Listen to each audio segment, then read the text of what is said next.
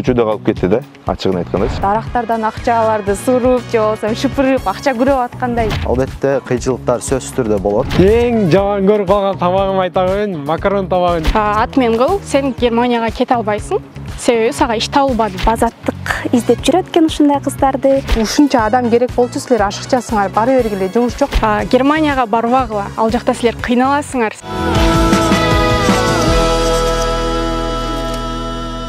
Ошол чет мамлекетке чыгуу бул менин максатым болчу. Анан биринчи курска келип, окуп жүрүп, ушундай жолдор, мүмкүнчүлүктөр бар экенин билип, ошо Германияны барып иштеп, көрүп келүүнү туура көрдүм. Бизге былтыр биздин группабыздан бир кыз Германияга барып келген. Ал башында бизге айтып бергенде акчасы менен кызыктырган. Германияда көп акча таап келебиз. Бирок мен аны укканда Германия деген жеринде токтоп калгам. Себеби мен үчүн биз Кыргызстандагы адамдарга Россия менен эле чектелбей, Европадагы мамлекетти көрүш бир жагынан кичинекейимден каалоомдо барды. Ошон үчүн мен бул мүмкүнчүлүктү эмдиги жолу сөзсүз кылып көрүшүм керек. Мен Германияны көрүп келишим керек деп. Акча бул экинчи этапта туруп калган. Мен мамлекетти, Европаны көрүп келгим келген. Бардыгы саякат үчүн же болбосо кичине кезимден берки кыялым болчу деп айтышым мүмкүн. Бирок негизи көпчүлүк эле акча үчүн барат деп ойлойм. Менде эле негизги бирден бир максат ошол болчу. Жанымдагы досторум, ошол тааныштарыман сурадым да, силер тапкан акчаңарды эмне кыласыңар депчи. Анан ар кимиси ар нерсе айтат. Бирөөсү компьютер алам, контрагымды төгөм. Биз тоодо жашайбыз да, үйгө мал алыш керек деген сыяктуу жооптор болот да. Мендеги негизги максат ошол мен үйдө улуусу болгонум үчүн да үй бүлөгө бир каражат жагынан салым кошуу болчу. Бир нерсе айтат элем мен, ал жака биз иштеген барбайбыз да. Биз немистерди же ал жакта иштеген мигрант элдерди дем алдырган барабыз. Мисалы үчүн алар биз барганда 1 айлык отпускной алып дем алышат да.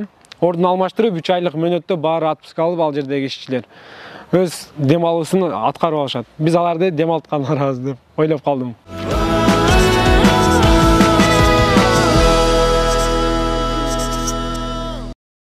Адамдардын өзүн алып жүрүшү, шаардын өнүгүүсү, транспорт тазалыгы ошондой эле ошол жакшы жактарын көрө алдым. Закон иштейт экен аларда. Тартип күчтүү экен. Тууганым эле, жээним эле, кудамдын баласы эле деген нерсе жок экен аларда.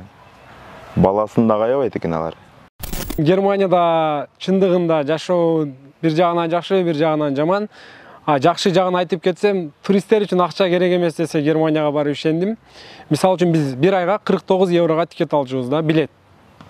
Ал менен биз Германия эмес, кошуна мамлекеттерге да чыгууга жетиштик. Бирок биз үчүн эң кызык болгону Германияга жаңы барган күнүбүз биз аэропорттон түшүп, үйүбүзгө жетүү үчүн 21 еврого билет сатып алдык да, бир эле жөн эле барганы. Бирок бир айга 49 еврого билет өтө мындай караганда бекер десек болот Германияда жүрүүчү. Биз суу ичкен баклажкаларды тапшырат болчубуз да. 3 баклажка тапшырсаң 2 банан келет.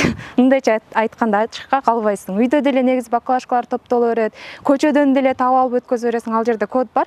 Ошону менен тапшырасың, чек берет. Чекти алып, кассага алып барсаң, кааласаң акчасын берет, кааласаң ордуна продукт алып аласың. Бизде Кыргызстанда көчөдө адамдар проблема менен жүрөт да. Байкасаң, мындай маршруткага түшүп деле карасаң, айнекти карап алып ойлонуп кетип атат, бирөө урушуп кетип атат. Кыскасы ичиндеги эмоцияны сыртка чыгарып эле жүрүшөт. Мен байкаган дагы бир өзгөчөлүк, немистер бул капа болбойбу же ыйлабайбы деп ойлойсуң да. Себеби баары бирдей типте жылмайып өтүп кетип атсаң сени тааныбайт, бирок халю деп салам айтып өтүп кетишет. Бул дагы бир мындай суктанарлык көрүнүш болду. Анан немистердин 50% спорт менен машыгат экен. Бул дагы сонунда, мисалы үчүн бизде мен пенсияга чыктым, мен карыдым деп төшөккө жатып алышат, бирок аларда андай эмес. Кары чалды кемпири менен баягы мындай 4 баллондуу бир машиналар бар, өздөрүнүн сонун немеси бар да. Ошо менен айланып жүргөндөрүн көрүп суктанасың. Германияда 3 ай иштеп тапкан акчаны Кыргызстанда бир аз кыйынчылык менен узагыраак убакытта тапсаң болот. Аларда 8 сааттык жумуш, ошол айлык маянасы жогору. Биздин Кыргызстанга салыштырмалуу жумуштары жеңил, студенттерге аябай ыңгайлуу.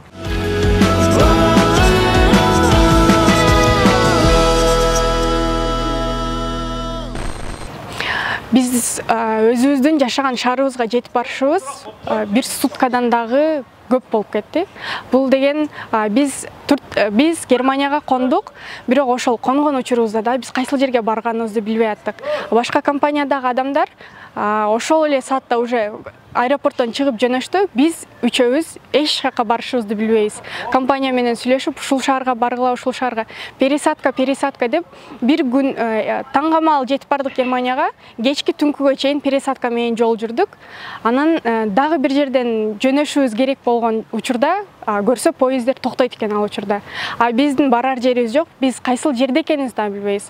Банхофто калдык. Банхоф деген ал жактагы поезддердин остановкасы болот. Ал жерде айласыдан ал жерде укташ керек болду. Биз уктабайлы деп ойлогонбуз, себеби биздин вештерибиздин арасында акчалар бар, аны урдатып ишибиз мүмкүн, эч ким жок. Ошон үчүн уктабайлы дедик. Бирок ал жакта түнү ушундай суук болду. Мен калың кийингенмин, бирок суук ушундай каттуу болуп аткан үчүн дагы биздин колдорубуз иштебей баштады. Бир жагынан ыйлангың келет, бир жагынан күлкүң келет, бирок ошол учурда өтө кыйын болду. Макул, айласыдан ушул жерде уктайбыз. Уктасак, биздин үшүгөнүбүз билинбейт деп уктаган аракет кылдык. 2 сааттан кийин кайра турдук, себеби бутубуз иштебей калыптыр. Туруп чемоданыбызды ошол жерде Банхофто чоң кылып ачып, ичинен болгон чачыктарды алдык, калың кофталарды алдык, бири-бирлерибизге оронуп, ошол жерде да уктадык. Акырында айласыздыктан, ушундай денебиз тоңуп калгандыктан биз Банхофто остановкада лифт бар экен. Ошол лифтке кечке биринчи, экинчи этаж деп бас ошол жерде 1 саат уктадык. Эртеси күнү дагы жолго чыгып, эртеси күнү түштөн кийин жетип бардык. Биз барганда квартираны өтө башкача элестетип барганбыз. Германиянын квартирасында жашайбыз деп. Бирок баргандан кийин пустой комнаталар, эч нерсе жок. Килем дагы жок да. Биз таң калып байланышып атабыз. Биз эмнеге кайсыл жерге жатабыз, эмне кылабыз десек, ошол жакта компаниянын офисине чакырды. Ушул жака келгиле, силерге биз керектүү нерселерди беребиз. Барсак, баллон берди, үйлөсөң чоңое турган. Ошондой баллонду колдонуп, ошентип жашап аттык. Биз жашаган квартирада ал жерде 5 адам жашашы керек, бирок биз 15 адам жашап аттык. Жумушка барганда эртеси күнү сразу жумушка чыгасыңар деп жөнөткөн болчу, бирок 5 күндөн кийин жумушка чыктык. 1 жума иштегенден кийин 2 жума жумушу жок жаттык. Бул биз орноштурулган жумушка тура эмес договор түзүлгөн дагы силер ушунча адам керек болчу, силер ашыкчасыңар, бары бергиле, жумуш жок деп кетирип коюп атты. Көбү бул жакта Кыргызстанда ойлойт, бардыгы жеңил, бардыгы оңой. Ошо прогулкага чыгып, ойноп жүргөн сүрөттөрүн киргизесиң, ошолорду көрүп, кыйынчылык жок экен деп ойлойт. Албетте, кыйынчылыктар сөзсүз түрдө болот. Жумуш мезгилинде ошо 8 саат бою туруп иштейсиң, эч кандай отурганга мүмкүн эмес. Тилди жакшы үйрөнбөйбүз. Ошол себептен немистердин тилин таба албай же сүйлөсө түшүнбөйсүң. Ошондон да кыйналасың. Германиядан жаңы келгенде, негизи былтыр деле болгон, мындай ситуациялар анан быйыл көбүрөөк болду. Кандай болду анан Германия? Чөнтөктү кампайтып келдиңби? Жакшы эле акча таап келдиңби? Канча таптың? Ушундай да биздин айланабыздагы адамдар, жакындарыбыз же кошуналарыбыз биз ал жакта дарактардан акчаларды суруп, же болбосо шыпырып, акча күрөп аткандай элестетишет экен да. Чындыгында биз баягы суббота, воскресенье 2 күн эс алат элек. Ошондо сүрөттөрдү мынтип Инстаграмга, соц тармактарга чыгарсак, калган 5 күнү эшекте иштейт элек. Аны эч ким билбейт. Сүйлөй албасаң немес тилинде иштен айдалып кетесиң, көп жерге барып мындай тили жок адамдай болуп каласың да Германиядачы. Кыргызстанда кичине түшүндүрсөң жана болот. Кийин магазиндерге киргенде деле көп нерсе кымбат, баалары. Кийин биз эми өзүбүз жаңы барганда айлык ала элекпиз, жумушка биз өз чөнтөгүбүзгө карап тамак аш кылып жеп аттык. Кийин эң жаман көрүп калган тамагым айта коеюн, макарон тамагын жей калам деп ойлодум Кыргызстанга келип. 14 күнү биздин баарыбызды чакырышты дагы. Айсуу, атмен кыл, сен Германияга кете албайсың. Себеби сага иш табылбады деген нерсе келди. Менин убактым, акчам, мээнетим бул агайдын башка адам менен келишими болбогон алардын проблемасы үчүн мен мындайча айтканда жертва болгум келген жок. Анан башка студенттерге кошулуп эле биз башка айлаларды карап баштадык. Бул ситуациядан чыгып кеткени. Менин тааныштарымдын арасында 2 кыз бар эле. Биз ошол күнү 14-күнү бири-бирибиз менен таанышып, башка компания издеп баштадык. Башка компания чыкты. İş бар dedi, силерди жибере алам dedi. Себеби визабыз ачылган, биз кете алабыз, болгону иш керек бизге. Бирок кайсыл иш, кайсыл шаар, канча акча, биз эч нерсени билбейбиз. Бирок макул дегенден башка айлабыз жок болду. Макул болуп жөнөдүк. Бизде кыйынчылык Турциядан эле башталган. Ал жерде бир аэропорт бар экен. Мировой рейтингде ошол биринчилерден турат экен почти. Бири-бирибизди таппай 21 саат жүргөнбүз. Биздин 24 saat пересеткабыз бар эле. Адашып кетип 21 saat ошол жерде адашканбыз. Интернет жок, жарым сааттык Wi-Fi бесплатный. Анан билбейбиз да. Анан биринчи кыйынчылык ошол болгон. Экинчиси Германия уже барып түшкөндө башталган. Баргандан кийин уже адам алып алдык, места жок дегендери болду. 2 күн иштегенден кийин тилди билбейсиңер же болбосо жумуш бүтүп калды дегендер болду. Башка былтыркы жылга салыштырмалуу быйыл 2-3 эсе эле көп болду андай нерсе. Көбү көчөдө калып кетти да, ачыгын айткандачы. Кыргыздар эле эмес, даже өзбектер, казактар, кошуна мамлекеттер.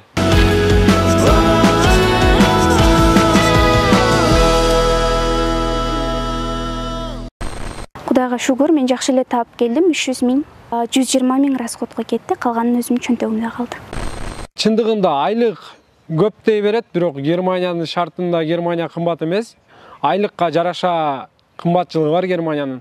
Мисалы үчүн орточо айлык 2000 евро болсо, бир айлык коротуу бир адам үчүн 1000 еврону түзөт да.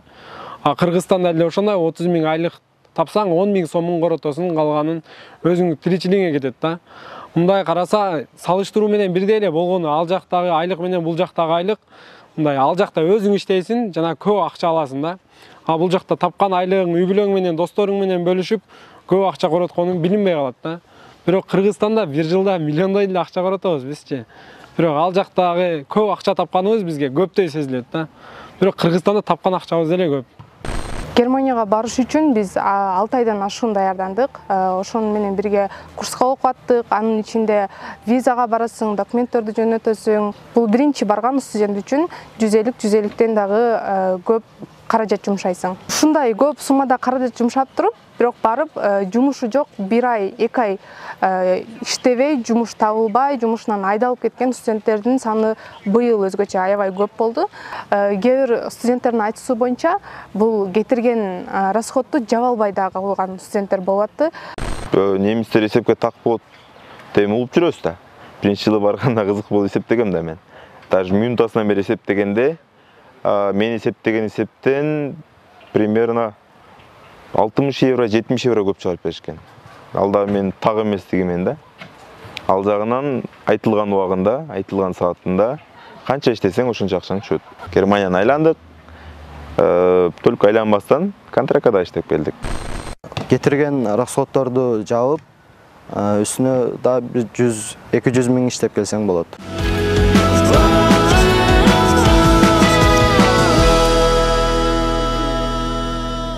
Биринчи барган адам үчүн бул тилди жакшы билиш керек. Бардык эле студенттер кетип атканда деңгээли асфай болуп кетет, бирок ал жакка барганда ошол деңгээл менен сен колдоно албайсың да сөздөрдү. Түшүнбөстүктөр жаралат. Кээ бир студенттерде сен тилди билбей туруп, жумуштан айдалып кеткен студенттер болот. Эгерде контрактты окубай кеткен болсоң, биринчи жылы эми Германия кетем деп эле барды кете берет да. Ар бир нерсени детально караш керек да. Контрактта андай нерсе каралбаган болсо, булар жардам бере албайт деле. Билген болсо адамгерчилик катарына жардам бериш мүмкүн, а так билбесе жардам бере албайт. Жумушка баратканда бул жакта учебный центрлер жөнөтөт да. Контрактты негизинен жакшылап караш керек. Андай кылып берем, мындай кылып берем десе ишене бербеш керек да. Тилдин жетишсиздигинен кыйналган учурлар болгон үчүн ошолорго башкаларга күйүп айткым келет да, тил үйрөнгүлө, мындай окугула акчасын төлөгөнгө жараша депчи. Себеп дегенде башың ооругуча окуп алсаң, белиң ооругуча иштейсиң. Эгерде сен тил билбесең, кара жумушка барасың, кыйналасың, ден соолугуңду жоготосуң. Эптеп эле Германияга жетип алсам болду деп кыялданышса, ошол нерсе болот. мен айткым келет, эптеп эле эмес Германияга барып чоң акча таап келем, чоң өлкөлөргө чыгам деп максат коюп, жана ошого жараша тил үйрөнүш керек. Кагаздагы маалымат менен тактана тааныш керек деп айта алам да. Мен Германияда жүргөндө Кыргызстанга барарым менен эгер менден бирөө сураса, кандай болду Германия десе, мен баарына Германияга барбагыла, ал жакта силер кыйналасыңар, ушундай кыйын жашоо силерди күтүп турат деген сунуш берем деп ойлойт болчумун. Бирок бул жака келерге жакын келгенден кийин дагы мен дагы бир сыйра ойлонуп көрдүм дагы, сенин ар бир адамдын жашоосунда Кыргызстанда болобу, Германияда болобу, ар бир адамга кыйынчылык туш келет.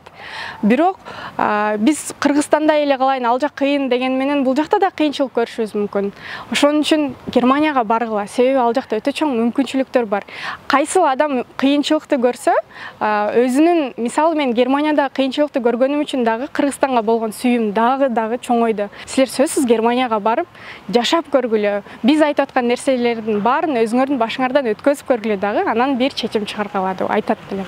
Мен айткым келет, эгерде сиздер саякаттаганды эгер жакшы көрүшсө, эгер чындап жакшы көрүшсө, анда Германияга барса болот да. Кагаздагы маалымат менен тактана тааныш керек деп айта алам да.